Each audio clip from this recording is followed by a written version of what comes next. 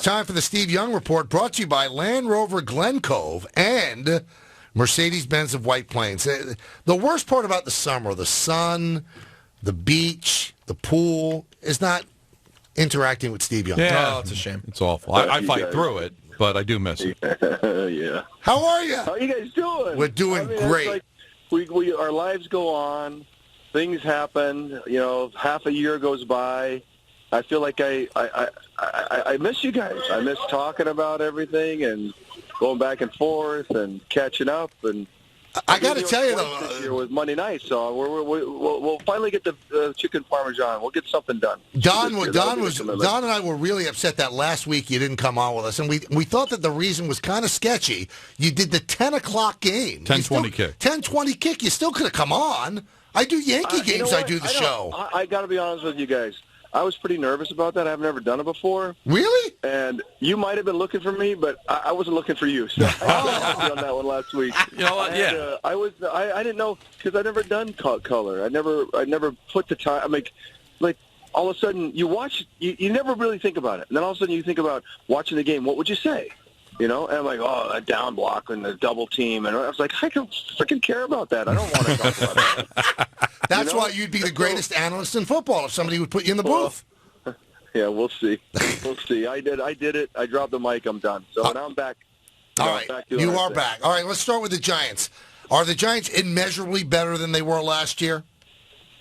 It looks like it defensively, too, you know? I mean, you know the Saints come every week. Drew Brees has a score of 40 to be in the game, and he can't get anything done. And then constantly a barrage of a defensive, kind of centric game. That's the one thing. Is like if the Giants play defense and they can start to run the ball, and Eli stays healthy, then you're like, oh. We talk about it every year. It's like we'll wait on that. We don't need to make any judgments yet. We get a whole month to kind of post, this is the real preseason to kind of see how everything feels. But right now, I'd say it's feeling okay. I agree with that. Now, part of the problem, it's not too often you have over 400 yards of total offense and do not score a touchdown, but they had 3 turnovers and also 3 drops, 3 touchdown drops in this one, 2 by Beckham. What's the fine line as a quarterback? Do you approach the guy that dropped the ball? Do you just show encouragement? I mean, how do you dance on that line of trying to educate them or teach them not to do that again, but also not lose a teammate? Yeah, Don, it's really contextual. Half of the job is psychology. And the guys that are really great players, you think it's all on the field, but the truth is it's how you handle each individual guy. And John Taylor I could scream at, and Jerry Rice you can't. Brent Jones I could make fun of, and and other guys you can't. And so if you don't understand that, you'll run yourself out of a job because you have to manage people. And so certain guys you handle a certain way. If you handle everyone the same way, that's the same as coaching. You can't be a fool. I mean, you got to be artistic about it. You can say, Bill Parcells is a tough guy, but that guy was an artist. He had 1,000 ways to come at you. And all the great coaches and all the great quarterbacks have 1,000 ways to deal with stuff. And if you're good, you've figured out how to incent people. The last thing you can ever do from a quarterback spot is blame. If you walk off the field and blame people, you've infused blame into the whole system, and no one will ever be responsible. You have to take accountability. Fundamentally, the ball was in my hands, and now it's in their hands. And so I'm fundamentally accountable. We recognize there's other things that have happened, mitigating and intervening circumstances that have led to this, whatever happened. We'll talk about it later. And then everybody now, when they know you're going to be ultimately accountable at the moment, in front of the lights right after the game, and they know that you're going to stand by that, everyone else can now be accountable. And you get everybody along with you. And if you get everybody along with you, you can beat a lot of teams. If you lose them, you can't beat anybody. Monday Night Football tonight, Eagles against the Bears. What's your take on the early going on Carson Wentz? He seems like a guy, all the measurables, if you watch college and, look what he can do, what he can't do. They don't want to get small college, big college. They have 1,000 ways to try to make a decision. The truth is, until they face the NFL buzzsaw in the summer, media, best athletes in the world, lining up next to a 35-year-old guy. I mean, just like there's all kind of crazy stuff that happens in the NFL that you either can handle intuitively the fire hose of offense. You can see that Jared Goff couldn't. Now, it doesn't mean he can't, but there's a tendency to make fast judgments, more so now than ever before. And if you can handle stuff, all that comes at you, and you kind of handle it with aplomb, you can kind of make it happen even, not just survive, but in some ways thrive under kind of duress. That tells you this is really something. So Carson Wentz, look, it's one game, but the fact is when you can handle it and you can put it together, and the reason why they were able to trade Sam Bradford is they said, look, we thought this guy would take some time. I don't think he's going to take a ton of time. And so let's let go of Sam. Let's get this kid on the field. So I can't wait to see him live and in person tonight, just to get a feel for that. But he already has impressed me just as a rookie handling what he's already handled. And why is Jared Goff not on the field right now? Because he didn't show that. Well, I don't know if that's good. What does this mean? Well, it means that he didn't show it. It means that he couldn't do it in a pretty tight time frame. Granted, could be fine over a long period of time. Fine. But the guys that make it big time usually show it right away. Should there be concern in Seattle? Yes, because Seattle plays ferocious defense, which they'll continue to do. They have some holes in their passing game in the middle of the field, but ferocious defense, and we're going to run the football. And Russell Wilson's going to handle everything else. And they're not running the football. In fact, their two tackles are not athletic enough to run that zone blocking kind of, they want to start wide and open up holes and then knife. And those guys, they're great, they're great pounding run blockers, but they don't have the athleticism in the past. And so if they don't run the football, Russell stays hurt. Seattle is a run first, and they become a juggernaut out of that. Like Russell's good enough to score 35 because they've established this pounding and running game in this ferocious defense. If they can't establish that, they can't be Seattle. They have to kind of redefine themselves. So hopefully they can get that back. All right, now, I'm a huge Tom Brady fan, okay? And he's won all these Super Bowl, and for good reason. He got hurt one year, and Matt Castle won 11-5. He's suspended for the first 4 games this year. Jimmy Garoppolo has the highest quarterback rating in football. He's hurt right now. So, does the system make Tom, or does Tom make the system? The age-old 49er question, Joe Montana and I. That's right. So we are in it together, and I think you can't subtract it out. You can't kind of subtract it out and go, same result. But here's the truth. Bill Belichick has proven his elite coaching. In fact, I kind of feel like he's hoping that Garoppolo might be hurt this Thursday so he can go win with nobody. to really prove his excellence. You can't. It'd be foolish to take away from Tom Brady. That's foolish talk. Don't do it. But you can add to Bill Belichick. And that is something that comes out of the Jimmy Garoppolo last couple of weeks. And what could happen Thursday night if he can pull that off. Do you believe that Garoppolo could play Thursday with that injury? It depends on, look at the lead when he got hurt. So you don't know the severity. Right. You don't know, because they had the lead. It could have been really small, really, and it wasn't a bad one. Then you can come back pretty quickly, shoot it up, and be okay. If it was a tight game and he actually had to leave the game because he was that hurt, no. But I get a feeling with 30-point lead, man, hey, he tweaked it. Let's just pull him out. So that's my only thing is if he didn't do it's not a big injury, and they pulled him out because of the score and hold him off, that's possible. But improbable based on, kind of previous shoulder separation. Not easy to come back from that quickly. The Jets seemed to bounce back with a nice effort against Buffalo, though those self-inflicted wounds kept the Bills in it. How good can this Jets team be, and do you think they can at least challenge New England now that it seems like Miami and Buffalo are now behind the Jets as the teams that can do it?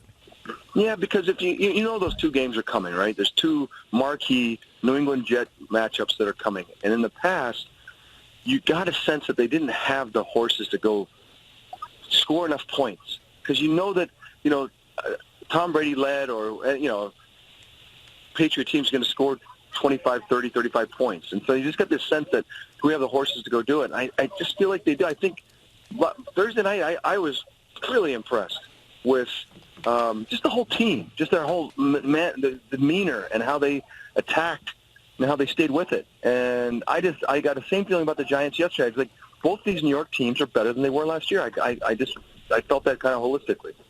All right, normally, Steve, I would get yelled at for asking you a nonsensical question about my Redskins, but since the Giants and Redskins play this weekend... Oh, it works, yeah. It's worth sure. How is Kirk Cousins... You have a problem. Yeah, Problem. And Kirk Cousins is rattled. Would you say that is the problem? He looks a little broken, no? They have guys open. They have people running free. Everything seems to be in the right place, and he looks regressed. Like he feels just how he's talking. I mean, just his self-talk seems to be something's wrong. And so he's got an offensive-centric, offensive-minded head coach. So when you take 6 months off and you go and you two go work stuff out and get better and better, this is not what you want to come out and look like. So what is wrong? It doesn't make any sense to me. You'd think that he would be incrementally better, and it's incrementally worse, if not worse than that. And it seems to be devolving, where he made a mistake, now he gets down, and then it gets worse. And so this is the hardest part of playing the NFL is you have to kind of gather yourself under all this duress and reclaim a place. And unfortunately he's in that spot where it's really tough, but he's going to have to go do it. Well, franchising him was not exactly a boost of confidence from within the organization. So can that hurt you, knowing that the organization really doesn't believe? Don, it's a tough game out there. You can't. I mean, come on. You can't. There's thousands of exits off the highway of the NFL, and if you're gonna, they don't believe him. Look, you got a shot. You have a shot at making a career at quarterback in the NFL. Incredible opportunity. If that's gonna get you down, if that's gonna get to you, you might as well forget it. You know, you can't. I mean, it's a tough. That's why it just doesn't make. What I'm seeing doesn't make sense to me. I want an explanation, which I'm sure Redskin Nation wants too. It doesn't foot, and I don't get it. I don't understand. Well, why. see, it's funny, Steve. I've always known it was there. I've always been able to tell with him. He's a talented guy, but he gets in his own head, and when he's in his own head, it does spiral quickly. But isn't it alarming that it would happen in 2 games? Yeah, that's what I'm saying. It's like. But he has resilience. He wouldn't have been able to handle RG3 and come through all that. You got to be resilient. I know he's in his head, but it's not a horrible thing to be in your head. But when you're in your head and you can't respond and come back with grit, you know, like, look, I've made a critical error, and now, you know, over my dead body, I'm going to do 2 in a row or 3, and then all of a sudden these bouncing balls and people are wide open, and you're like, what? Something is going on in his head, you know, on the field, off the field. Something has gotten to him that doesn't, you know, and again, if it was Rex Ryan, who doesn't care about offense, I'm overstating it, Rex, don't call me, but you know, you know, that then you can see how things can go south. But the truth is, he's got all these things in place. Everything's happening. I can't wait to see him play this weekend, because something's that just, what the heck? Do you have a problem with Dirk Cutter letting Winston play late in a blowout yesterday? A lot of people are blowing up about this. Do you have a problem with them keeping him in? Young players, you know, it's a little old school, but, you know, I don't. Young player, you know, play 16 games, you can't be careful. I mean, I don't mind you don't want to be foolish, but you want people playing, and young players need to play. So I don't have a problem with it at all. You see the way the Browns lose. They go on to get RG3, gets hurt in 5 minutes. I know you probably don't believe in, you know, jinxes and all that, but no, seriously, if you're in Cleveland, you're trying to change the culture there. You know, what do you do when you continue to lose the same way? It seems like every year turns out to be the same way. Is it the right draft pick, the right coach? I mean, what do you do to exercise those demons? And a lot of times you say, well, it's the same old owner. But that even changed twice. Yeah. So it's like it's different owners, which never happens in a lot of NFL cities. Different building. I mean, everything. Right, different building. So actually, technically, a different franchise. Right. Right, exactly. It's like, how did that morph into the same old Browns? Right. They actually moved. We aren't that should be their moniker. We aren't the Browns. Right. Maybe you just change. You know what? It sounds funny, but do you just, you know, change the uniform, change the logo? Do you do something to just shred yourself of what's just been 50 years of just heartbreak? Oh, and it does. But Don, it gets into your psyche. Right. Those guys carry it. There's so much time between football games. There's so much media that happens in between football games. Let alone everything's happened for 50 years. in baseball, you can get out. There's so many games. It doesn't get into your head as much.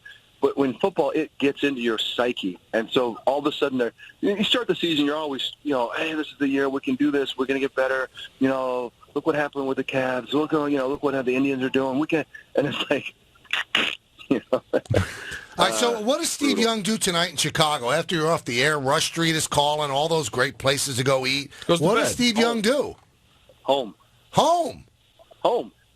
You don't go out, have a late dinner, maybe at Gibson's? No, home. Guys, how long have you known me? I know. Are you kidding me? Home. Home like the hotel? Home. Get some rest. Really?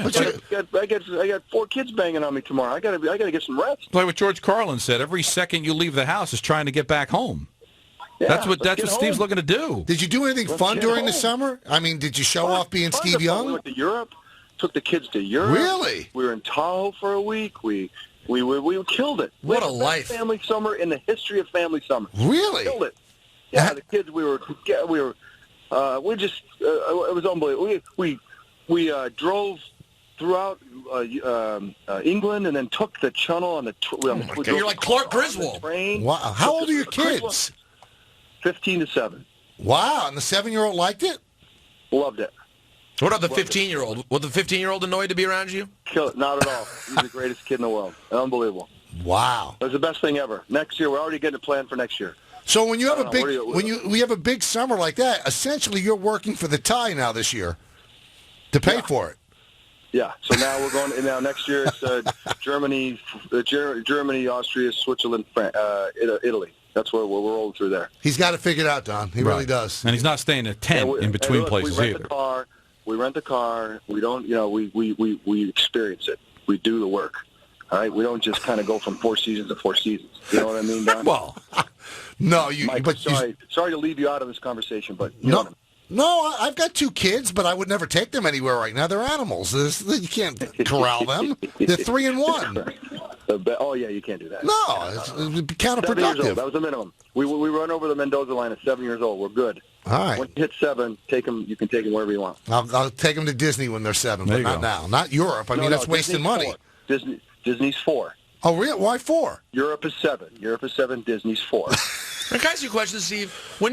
Don't send a kid, poor kid. You take till 7, you're gonna debilitate them. Get them to Disney at 4. Okay. Now, when you're as rich as Steve Young, wow, and you work for ESPN Disney, do you go through all the steps to make sure you get like the free park treatment, or do you just call up and buy all the full price tickets? How's that work? Oh, Disney, my wife has an itinerary for a week, 10 days, where it goes from beginning to end, has it all laid out, and I use every bit of leverage I possibly love it. All right, well done. That's why we get along. My kind of guy. That's why we get along. I've seen this done. Every relationship I have. In fact, half of my negotiation is about Disney. No, I mean, you guys, I'm giving you an insider here. Half of it was about, like, how do we get this guy? What do we get? What do we... ticket? What do we? I had to get it all laid out. My wife doesn't care what I get paid. She's like, "Did you get the Disney stuff? Wow. Did you get the stuff? Did you get the stuff?" More insight into Steve Young. That's what we get every Monday. Steve, enjoy the game tonight. You guys are the best. You're the best. You're the best. Enjoy it. All right.